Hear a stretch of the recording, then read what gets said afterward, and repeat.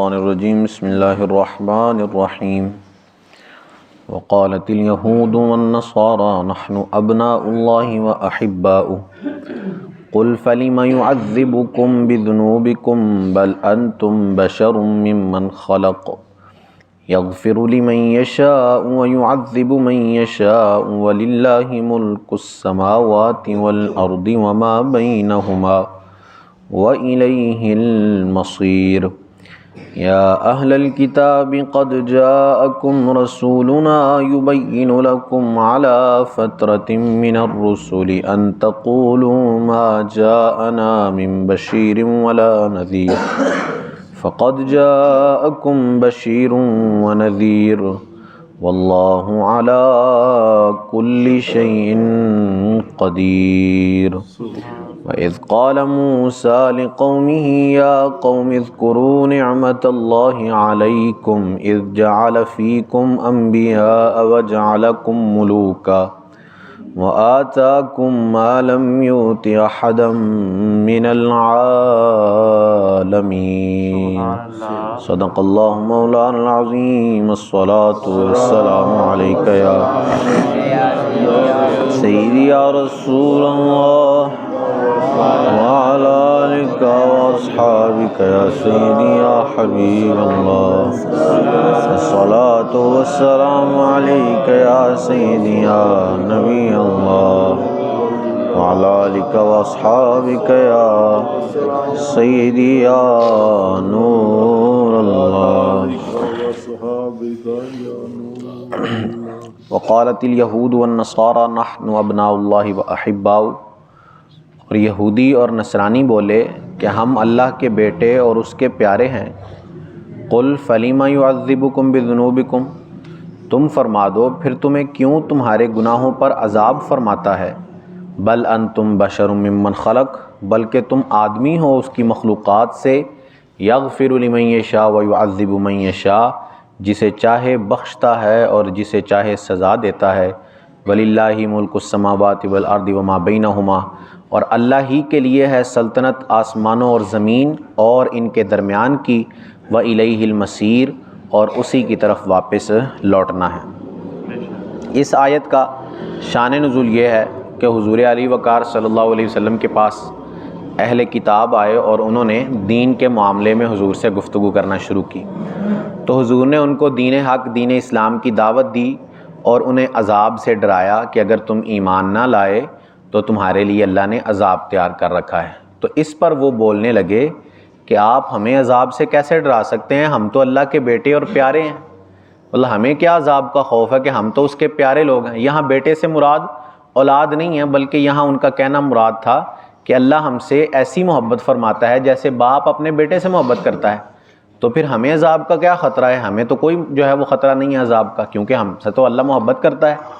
تو آپ ہمیں عذاب سے نہ ڈرائیے۔ تو اس پر یہ آیہ کریمہ نازل کی گئی اور ان کے اس دعوے کا رد کیا گیا کہ یہ جو کہتے ہیں کہ ہم اللہ کے پیارے ہیں تو یہ بالکل جھوٹا دعویٰ ہے، بلکہ یہ بھی عام مخلوقات کی طرح ہیں، جس طرح دوسرے انسان ہیں اللہ کی مخلوق، اسی طرح یہ بھی اللہ کی مخلوق ہیں۔ تو اللہ جسے چاہتا ہے بخش دیتا ہے اور جسے چاہتا ہے عذاب فرماتا ہے۔ پھر ان کے دعوے کا رد ان کی اپنی بات صحیح ہے، کیونکہ اگلی آیت، اسی آیت کے اگلے حصے میں فرمایا قل فلم یعذبکم بذنوبکم، کہ اگر تم کہتے ہو کہ ہم پیارے ہیں تو پھر تمہیں تمہارے گناہوں پر سزا کیوں دی جاتی ہے؟ ایسا ممکن ہے کہ باپ جتنا بھی بیٹا برا ہو، باپ اس کو جو ہے وہ بعد میں معاف کر ہی دیتا ہے، اس کو سزا نہیں دیتا؟ یا پھر کوئی ایسا ممکن ہے کہ کوئی اپنے پیارے کو سزا دے، جس سے محبت کرتا ہو اس کو کسی مشکل حالات میں ڈال دے، سزا کے اندر مبتلا کر دے؟ ایسا نہیں ہوتا۔ تو پھر ان کا دعویٰ تھا، کیونکہ یہودی کہتے تھے کہ ہم صرف 40 دن جہنم کے اندر رہیں گے، کیونکہ 40 دن انہوں نے اللہ کے علاوہ ایک بچڑا بنا لیا تھا اور اس کی پوجا کرنے میں لگ گئے تھے۔ تو ان کا دعویٰ تھا کہ وہ 40 دن جو ہم نے اس کی پوجا کی تھی، بس اتنے ہی دن ہم جہنم کے اندر رہیں گے، اس کے بعد اللہ ہمیں جہنم سے نکال دے گا اور ہم جنت کے اندر چلے جائیں گے۔ تو اسی بات سے ان کے اس دعوے کا رد ہو گیا کہ اگر تم واقعی اللہ کے بیٹے اور اس کے پیارے ہوتے تو پھر تو تمہیں 40 دن بھی جہنم کے اندر نہ رہنا پڑتا، تم 40 دن کیوں جہنم کے اندر جا رہے ہو؟ کوئی پیارا اپنے پیارے کو جو ہے وہ کبھی بھی عذاب نہیں دیتا، تو پھر تو تمہیں عذاب مل رہا ہے، تو تمہاری اس بات کا رد اسی بات سے ہو جاتا ہے کہ اللہ عز و جل کے تم پیارے وغیرہ نہیں ہو، بلکہ تم بھی اسی مخلوقات میں سے ہو، تو جسے چاہے وہ معاف کرتا ہے اور جسے چاہے عذاب دے دیتا ہے۔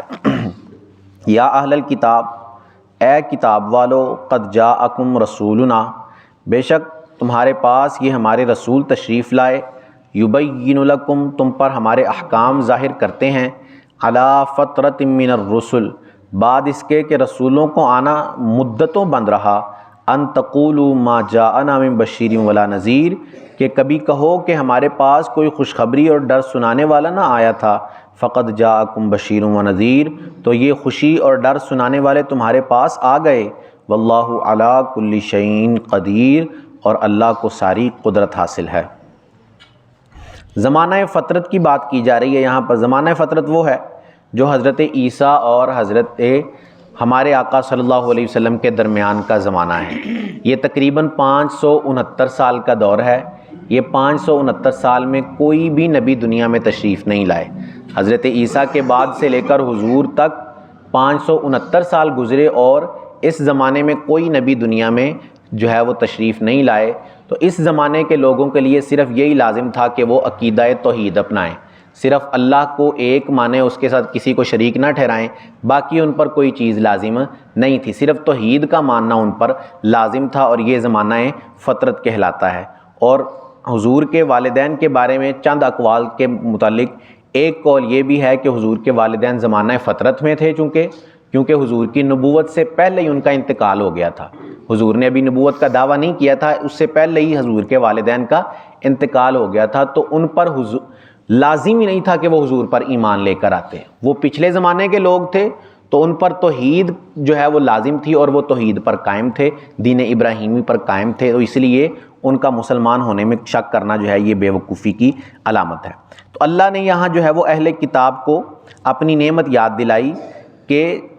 جب اتنا زمانہ گزرنے کے بعد نبی آیا تو یہ ایسے ہوتا ہے جیسے بہت زیادہ پیاس لگی ہو نا بندے کو، تو اس کو بڑا بہترین پانی سامنے مل جائے تو کتنی خوشی ہوتی ہے اس کو۔ ایسی ہی خوشی ہونی چاہیے تھی کہ جب سرکار تشریف لائے، کیونکہ 500 سال گزر گئے، کوئی نبی نہیں آیا، کوئی ہدایت دینے والے نہیں آیا، تو جب 500 سال کے بعد کوئی ایک نبی موجود ہوئے، کوئی ایک ایسی ذات آئی جس نے لوگوں کو ہدایت کی طرف بلایا، تو پھر تو چاہیے تھا کہ اس کی طرف فوراً چل پڑتے، لیکن انہوں نے عناد کیا، اور اللہ نے وجہ بھی بیان کی کہ ہم نے یہ اس لیے نازل فرمائے آخر میں نبی، تاکہ تم یہ نہ کہو کہ ہمارے پاس تو کوئی آیا ہی نہیں تھا جو ہمیں بتاتا، جو ہمیں ڈر سناتا، خوشخبری بتاتا کہ اللہ نے جنت تیار کی ہے، اللہ نے جہنم تیار کی ہے۔ تو اللہ فرماتا ہے ہم نے تمہارے پاس بھیج دیا ہے ڈر سنانے والا اور خوشخبری دینے والا، اب تمہاری ثوابدید پر ہے کہ تم جو ہے وہ کس طرح اعمال کرتے ہو، تم نیکیاں کرتے ہو یا برائیوں کے اندر پڑے رہتے ہو۔ وَإِذْ قَالَ مُوسَىٰ لِقَوْمِهِ يَا قَوْمِ اذْكُرُوا نِعْمَتَ اللَّهِ، اور جب موسیٰ نے کہا اے میری قوم، اللہ کا احسان اپنے اوپر یاد کرو، اذ جعل فیکم انبیاء، کہ تم میں سے پیغمبر بنائے، وجعلکم ملوکا، اور تمہیں بادشاہ بنا دیا، وآتاکم ما لم یؤت احدا من العالمین، اور تمہیں وہ کچھ عطا کیا جو سارے جہان میں سے کسی کو نہ دیا۔ یہاں بنی اسرائیل پر ہونے والے چند انعامات کا تذکرہ ہے۔ سب سے پہلا انعام جو موسیٰ علیہ السلام نے بنی اسرائیل کو یاد کروایا اور کہا کہ اس کو یاد کرو، یعنی اس دن کو، اس لمحے کو جو ہے وہ اپنے لیے نعمت جانو کہ جب اللہ عز و جل نے تمہارے اندر نبی بھیجے، کیونکہ اکثر انبیاء کرام علیہم السلام بنی اسرائیل کے اندر ہی تشریف لے کر آئے، سارے تقریباً حضرت عیسیٰ تک بنی اسرائیل کی ہدایت کے لیے ہی آتے رہے، صرف حضور علی وقار صلی اللہ علیہ وسلم بنی اسماعیل میں سے تشریف لے کر آئے۔ حضرت اسحاق کی اولاد میں سے حضرت یعقوب تھے، پھر حضرت یعقوب کی اولاد، حضرت یعقوب کا لقب ہے اسرائیل، اور آپ کی اولاد کو بنی اسرائیل کہا جاتا ہے۔ تو اکثر انبیاء سارے جو ہیں وہ حضرت یعقوب کی اولاد سے آتے رہے، صرف حضور ہمارے آقا صلی اللہ علیہ وسلم حضرت اسحاق کے بھائی حضرت اسماعیل کی اولاد میں سے اس دنیا کے اندر تشریف لائے۔ تو یہ نعمت اللہ نے ان کو یاد کروائی کہ ہم نے تمہیں اتنی بڑی نعمت عطا کی ہے کہ سارے انبیاء تقریباً تمہاری ہی قوم میں سے بنائے ہیں، تو تمہیں جو ہے وہ ہمارے احسان کو یاد رکھنا چاہیے۔ اس سے ایک بات یہ بھی واضح ہو گئی کہ نبیوں کا آنا جو ہے یہ اللہ کی نعمت ہے، نبیوں کی آمد یہ اللہ کی نعمت ہے۔ تو جب بنی اسرائیل کے نبیوں کی آمد نعمت ہے تو پھر ہمارے آقا کی آمد تو اسے بڑھ کر نعمت ہے۔ وہ جو سارے جہانوں کے سردار ہیں ان کی آمد تو سب سے بڑی نعمت ہے۔ تو جب بنی اسرائیل کے انبیاء کی آمد پر خوشی منانی چاہیے تو حضور کی آمد پر اور زیادہ بڑھ کر خوشی منانی چاہیے، جو بنی اسرائیل کے انبیاء کے بھی سردار ہیں۔ تو جب ان کی خوشی ہے تو پھر ہمیں اس کی بھی خوشی ہونی چاہیے۔ دوسری جو ہے وہ اس کے اندر نعمت اللہ نے یاد کروائی، وَجَعَلَكُم مُلُوكًا، اور تمہیں بادشاہ بنا دیا۔ یعنی جب فرعون کے ہاں یہ قیدی تھے، بنی اسرائیل کو فرعون نے قیدی کیا ہوا تھا اور غلام تھے یہ فرعونیوں کے، اور ان سے بڑی مشقت والے کام وہ لیا کرتے تھے، لیکن اللہ عز و جل نے فرعون کو ہلاک کیا اور بنی اسرائیل کو ان سے نجات دلائی اور انہیں اس ملک کی بادشاہت عطا فرمائی۔ اور پھر آخر میں فرمایا اور تمہیں وہ کچھ دیا جو کسی اور کو عطا نہیں کیا، جیسے من و سلوہ کا نازل ہونا، آسمان سے پکا پکایا کھانا ان کے لیے اترا کرتا تھا، یہ اللہ کی ایسی نعمت تھی جو اور کسی قوم کو نہیں ملی۔ دریا میں ان کے لیے راستے بن گئے، جب فرعون ان کے پیچھے تھا تو موسیٰ علیہ السلام نے اپنا عصا دریا پر مارا اور 12 راستے۔ اب یہ نخرے دیکھیں ان کے کہ یہ حضرت موسیٰ نے جب ایک راستہ بنانے کی کوشش کی تو یہ کہنے لگے کہ چونکہ ہمارے 12 قبیلے ہیں تو ہمیں 12 ہی راستے چاہیے، ہر قبیلے کا الگ راستہ ہونا چاہیے، ایسا نہیں ہوگا کہ ہم ایک ہی پیچھے دشمن سر پر کھڑا ہے اور جان پر بنی ہوئی ہے، لیکن نخرے پھر بھی ختم نہیں ہو رہے، کہہ رہے ہیں کہ 12 راستے چاہیے، الگ الگ ہر قبیلے کا ایک ایک راستہ ہونا چاہیے، ہم ایک راستے سے نہیں جائیں گے۔ تو اللہ نے ان کی یہ خواہش بھی پوری فرمائی اور 12 راستے ان کے لیے جو ہے وہ دریا کے اندر بنائے گئے۔ ہر طرح کی نعمت اللہ، لاڈلی قوم کہا جاتا ہے بنی اسرائیل کو کہ یہ اللہ کی لاڈلی قوم تھی، ان پر ایسے ایسے انعامات اللہ نے کیے، لیکن یہ پھر بھی سرکشی سے باز نہیں آئے، ہر وقت جو ہے وہ نعمت ملنے کے بعد جو ہے دوبارہ سرکشی کے اندر پڑ جاتے تھے۔ تو اسی لیے اللہ نے ان کو اپنی نعمتوں کا ذکر کرنے کا، یاد کرنے کا حکم دیا کہ ہم نے تو تم پر بڑے احسان کیے ہیں، تو تمہیں چاہیے کہ ہمارے احسان کا بدلہ احسان کے ساتھ ہی دیا کرو، ایسا نہ ہو کہ ہم احسان کریں تو تم احسان کے بدلے ہماری نافرمانیوں کے اندر پڑ جاؤ۔ ہمیں بھی اس سے جو ہے وہ اپنے لیے عبرت حاصل کرنی چاہیے کہ اللہ کے اتنے احسان ہیں ہم پر، تو ہمیں تو اس کی فرما برداری میں ہر وقت رہنا چاہیے، ہر وقت اس کے سامنے سجدہ ریز رہنا چاہیے، اتنے احسان ہیں، کیونکہ اللہ خود فرماتا ہے کہ اگر تم شمار کرنے لگو وَإِن تَعُدُّوا نِعْمَةَ اللَّهِ لَا تُحْصُوهَا، اگر تم اللہ کے احسانات شمار کرو تو تم شمار ہی نہیں کر سکتے، گن ہی نہیں سکتے، اتنے احسان اس نے تم پر کیے ہیں، اتنی نعمتیں اس نے تمہیں عطا کی ہیں۔ تو جتنی نعمتیں دی ہیں اس کا حق تو یہ بنتا ہے کہ ہر وقت اس کی عبادت میں رہا جائے، ہر وقت، لیکن اس نے ہم پر لازم نہیں کیا کہ ہر وقت ہم عبادت میں رہیں، اس نے مخصوص وقت دیا ہے ہمیں کہ مخصوص وقتوں میں میری بارگاہ میں حاضر ہوا کرو، باقی سارے وقت میں اپنے معاملات حل کرتے رہو، اپنی رزق اور روزی کو تلاش کرتے رہو، اپنے گھر والوں کے ساتھ معاملات طے کرو، لیکن مخصوص وقت میں میری بارگاہ میں۔ حالانکہ حق یہ تھا کہ ہم ہر وقت اس کی عبادت کرتے رہیں، ہر وقت بھی عبادت کرتے رہیں گے پھر بھی اس کی عبادت کا حق نہیں ادا ہو سکے گا، لیکن یہ بھی اس کا احسان ہے کہ اس نے ہمارے لیے مخصوص وقت مقرر کیے ہیں کہ ان مخصوص وقتوں میں آ جایا کرو اور میری عبادت کر لیا کرو، میں تمہیں جو ہے وہ اس کا اچھا اجر عطا کروں گا۔ تو ہمیں چاہیے کہ ہم ان مخصوص وقتوں کا ہی خیال رکھ لیں، ہر وقت نہیں کر سکتے تو یہ جو چند مخصوص اس نے فرض کیے ہیں، فرض تو پورے کر دیں نا، فرائض پورے کر دیں، واجبات پورے کر دیں، نوافل نہیں پڑھ سکتے نہ پڑھیں، فرائض و واجبات تو کم از کم پورے ہونے چاہیے نا۔